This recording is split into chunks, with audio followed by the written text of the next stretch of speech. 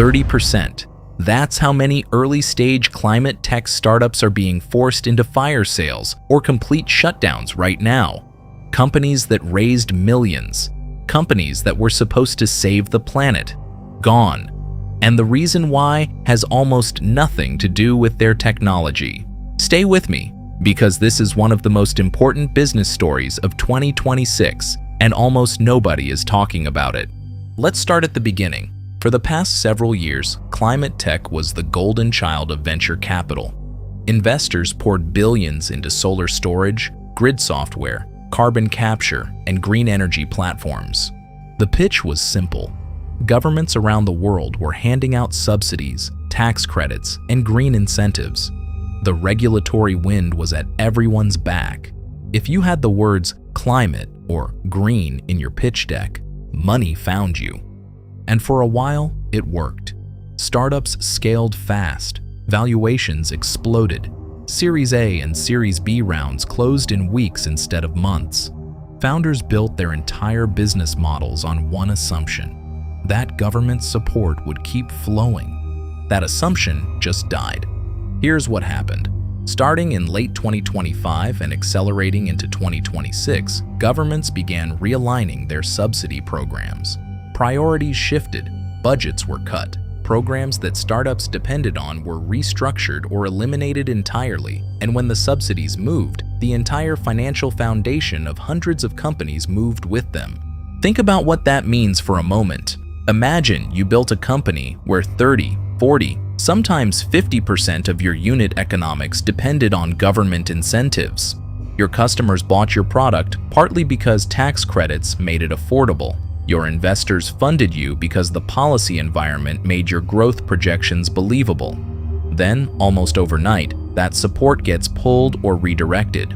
Your product didn't get worse, your team didn't get weaker, but your business model just stopped working. This is exactly what's hitting solar storage and grid software companies the hardest. These two sectors are leading the failures. Why these two? Because they sit in the most subsidy-dependent part of the market.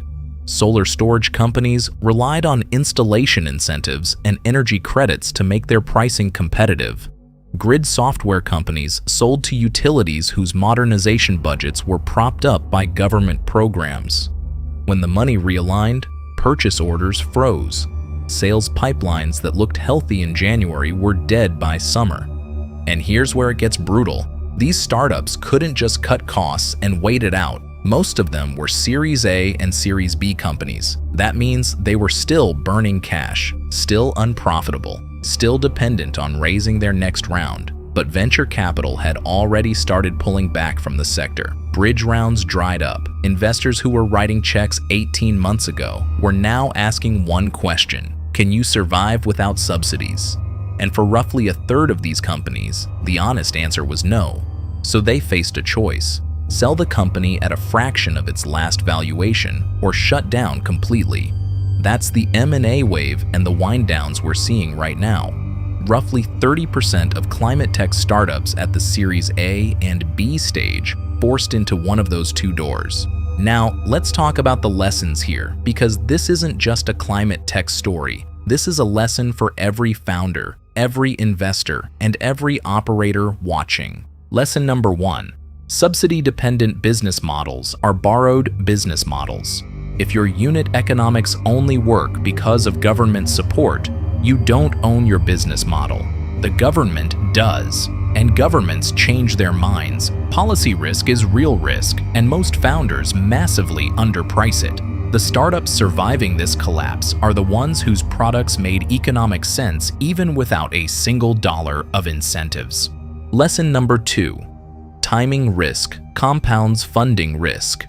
Many of these companies raised big rounds in the boom years, hired aggressively, and set burn rates that assumed the next round would always be there.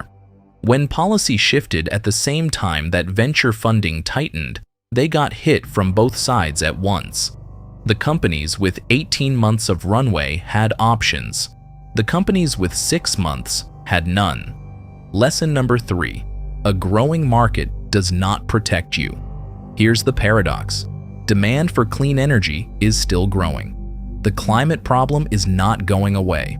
The long-term market is enormous, and yet companies in this exact market are dying in waves. Why? Because markets don't pay your bills. Customers do. And if your customers only buy when subsidies make it cheap, you never had real product market fit.